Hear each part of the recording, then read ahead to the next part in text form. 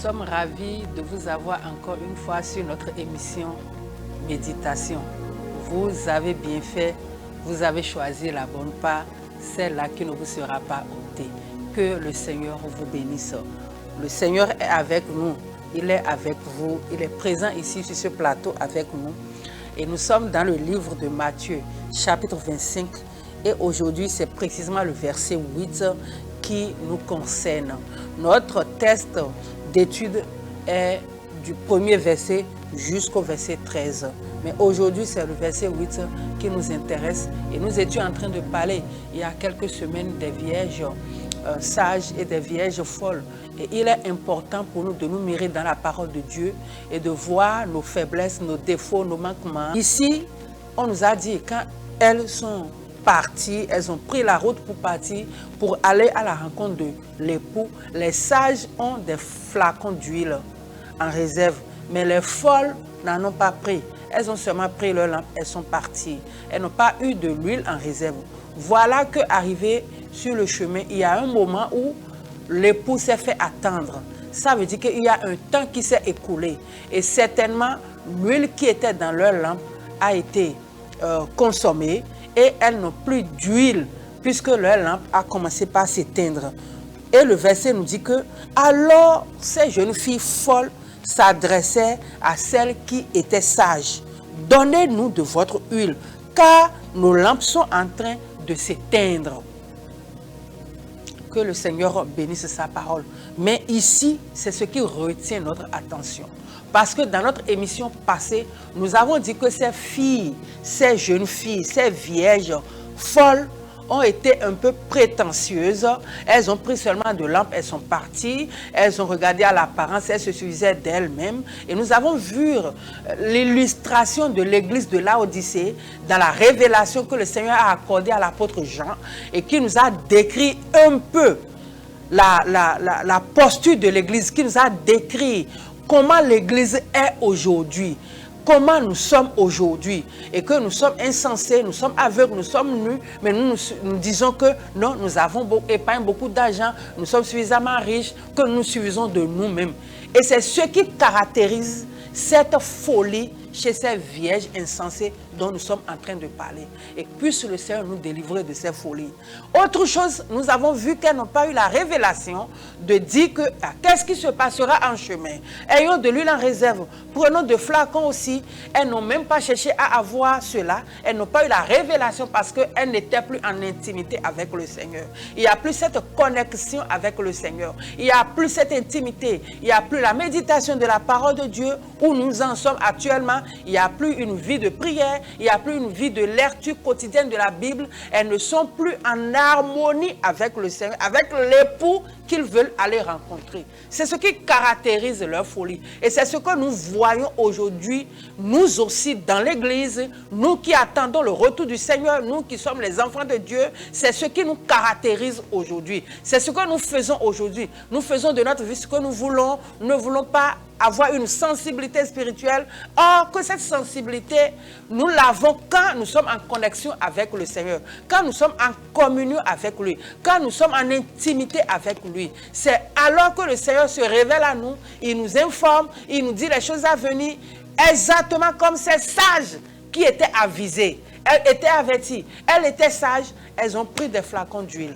Voilà que les folles ici n'en ont pas pris et elles ont fini leur consommation d'huile qui sont dans leur lampe.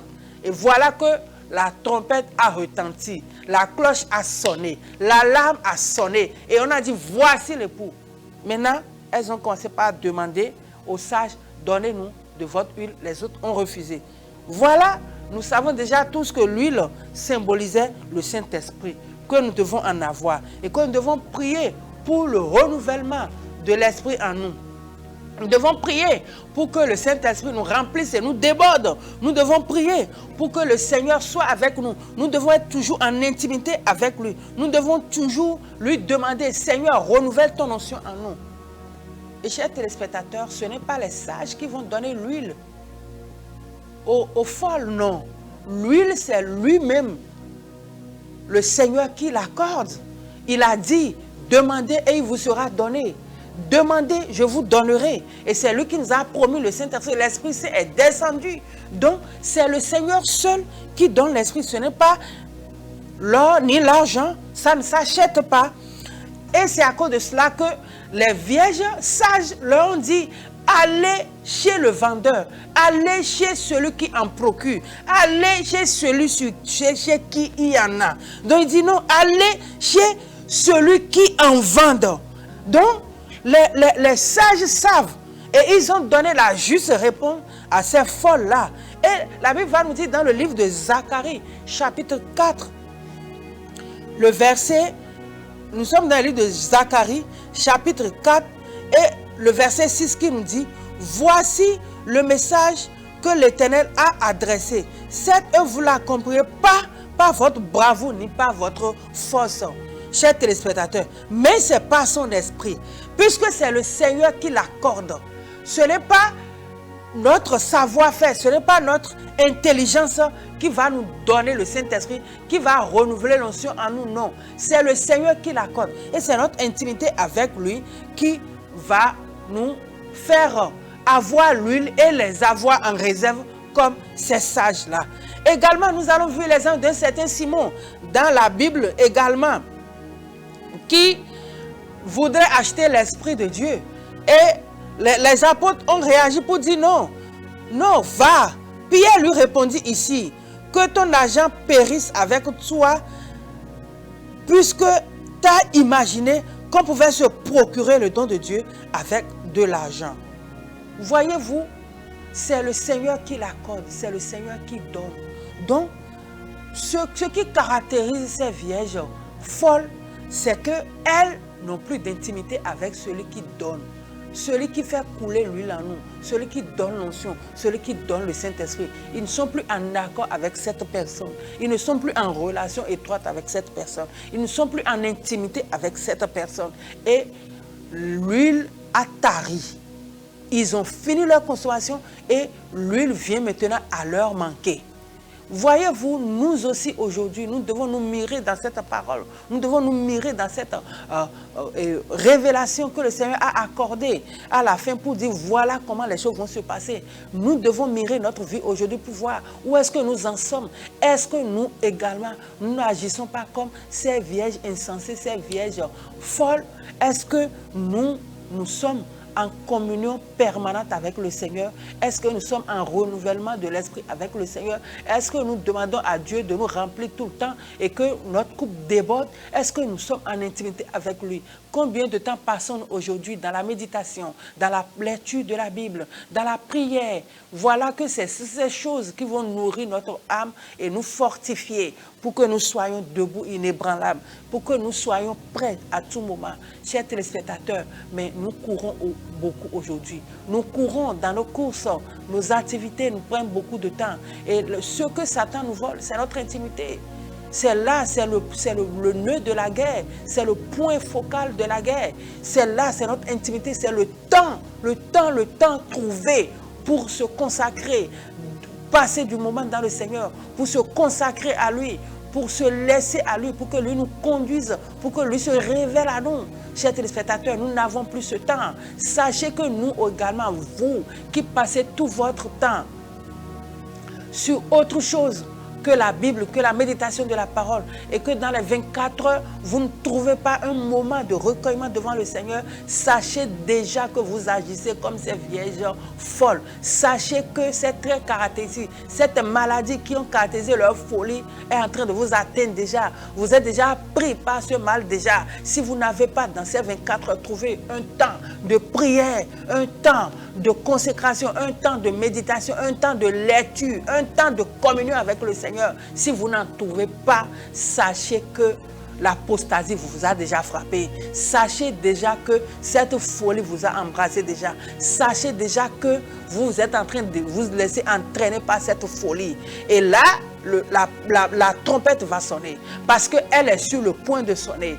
tous les signes annonciateurs du retour de notre Seigneur Jésus-Christ sont déjà accomplis. Et là, nous devons nous tenir prêtes comme une fiancée, une promise à qui le fiancé a dit, je reviendrai, nous allons nous marier. Est-ce que cette fiancée, cette femme à qui on a promis le mariage peut se pavaner d'homme en homme? Est-ce que cette fiancée à qui on a promis le mariage et le prince a dit, je reviendrai te prendre en mariage, est-ce qu'elle peut se permettre tout? Est-ce qu'elle peut se permettre tout? Est-ce qu'elle peut se laisser à toute distraction? Est-ce qu'elle peut se dire, je peux faire tout ce que je veux?